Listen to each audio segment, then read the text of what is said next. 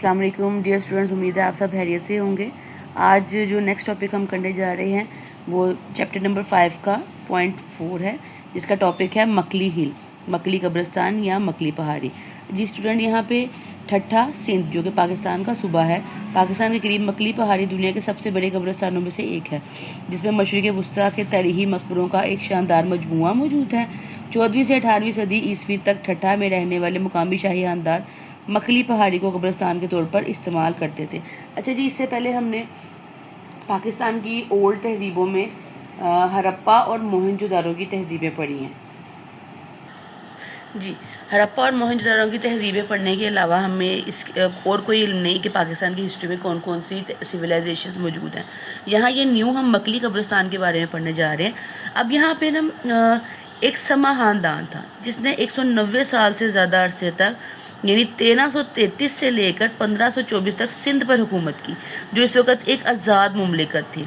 इस खानदान के जाम निज़ामुद्दीन का दौर ना सिर्फ सबसे तवील बल्कि 1461 से 1508 तक था, बल्कि इससे सिंध की तारीख का सबसे शानदार दौर समझा जाता है। इसके बाद धीरे तमाम हुक्मरानों ने इस कब्रिस्तान की मुख्तलिफ कब्रों की तामीराती डिज़ाइन को तश्कील दिया। तकरीबन 1,20,000 लोगों को वहाँ दफन किया गया है, जिनमें बादशाह, मलका, मुअल्लम, बुर्गज़ीदा और मोतबर शख्सियात शामिल थे।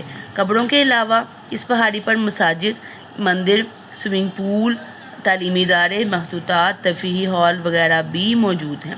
अच्छा जी, जाम निज़ामुद्दीन समूह सुल्तान निज़ामुद्दीन शाह भी दूसरे समा हुक्मरानों की तरह ठट्ठा के करीब मकली पहाड़ी के तरीही कब्रिस्तान में मदफून है। इनका मकबरा फ़न तामीर की एक मिसाली नमूना है। इस मकबरे की दीवारें परिंदों की एक कितारों, सूरजमुखी के फूल, कवल के फूल और खिड़कियों से सजाई गई हैं।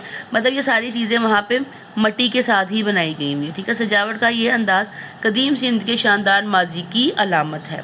ठीक है जी, यहाँ तक आपको ये इसकी डिटेल आ गई। नेक्स्ट है, यहाँ डिटेल में मज़ीद ये बताया गया है, पत्थर से तामीर करदा मकबरों की इस वक्त के हुक्मरान के मुताबिक तहलीक के 4 मुख्तलिफ अदवार में दर्जाबंदी की गई। कुछ कब्रें लंबे कॉलमों पर मुश्तमिल हैं, जबकि दूसरों को मेहराबों से सजाया गया है। मजमूई तौर पर पहाड़ी मुख्तलिफ आर्किटेक्चर शक्लों का एक मजमूआ है। कुछ कब्रों पर कुरानी याद करंदा है, जबकि कुछ ढांचे हिंदू तामीराती अनासिर को जाहिर करते हैं। जी स्टूडेंट, अब यहाँ पे हमने मकली कब्रिस्तान, समा खानदान, वहाँ के बादशाह और वहाँ पे कौन कौन मदफून है और उसके साथ क्या क्या आर्किटेक्चर बनी हुई है पढ़ा।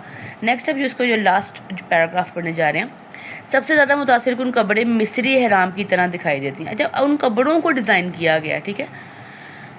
कब्रों की पूरी सतह पर बने ज्योमेट्रिक डिज़ाइन गैर मामूली हैं।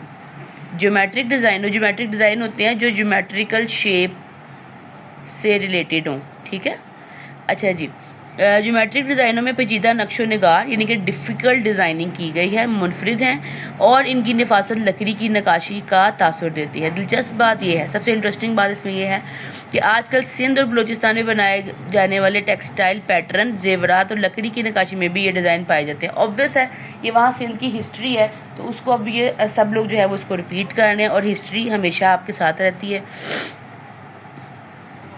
ये मकबरे सिर्फ सिंध और बलूचिस्तान में पाए जाते हैं, मगर इनके साहिल पर दरियाए सिंध के किनारे सेवन शरीफ तक फैले हुए हैं।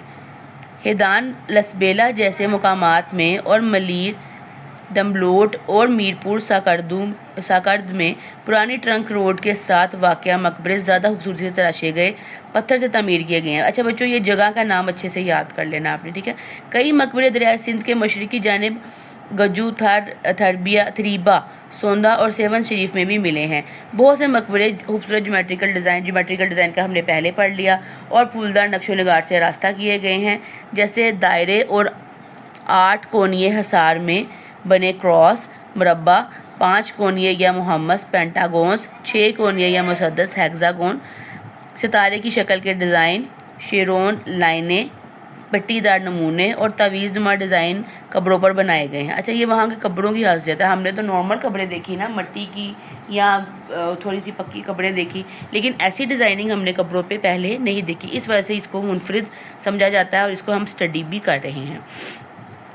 कुछ मौरखीन ने लिखा है। अब हिस्टोरियंस इसके बारे में डिफरेंट राय देते हैं कि कुछ कब्रें इंसानों और मुख्तलिफ मनाजिर की तस्वीर कशी से आरास्ता की गई थी, मसलन शिकार के मनाजिर, ज़ेवरात की अक्कासी, जंगी हथियारों की तस्वीर, जो देखने वालों को ये समझने में मदद देती थी कि कौन सी कब्र किस जंगजू की है या दस्तकार की है। ऐसी कब्रें तकरीबन नापैद हो चुकी हैं।